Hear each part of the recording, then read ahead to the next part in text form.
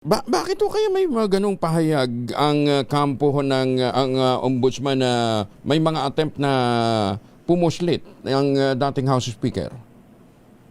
Ay, yun nga po, hindi natin alam kung saan po napupulot yung mga ganyang impormasyon, no? Kasi mula sa poll, hindi po umaalis si former speaker dito sa ating jurisdiction.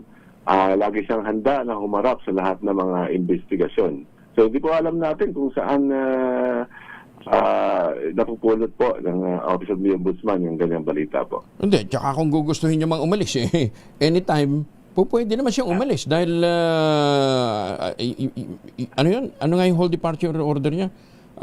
Meron po siyang preliminary hold departure Ayun, order. preliminary hold departure order. Yes, po. Yung application po ay noon pa, no? Parang 3 months ago.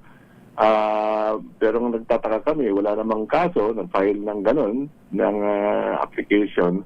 At hanggang ngayon,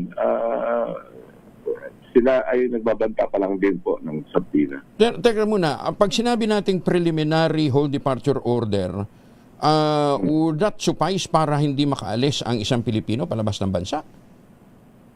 Well, yes, How does it differ from hold departure order?